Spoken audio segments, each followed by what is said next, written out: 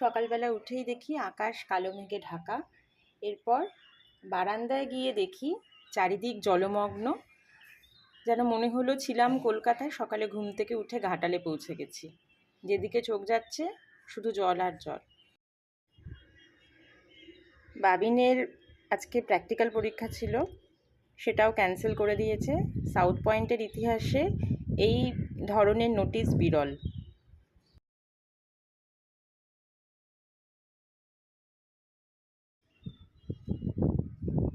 এক হাঁটু জল জমে গেছে আমাদের বাড়ির সামনের রাস্তায়। মাত্র 6 ঘন্টায় প্রায় 250 মিলিমিটার বৃষ্টি হয়েছে।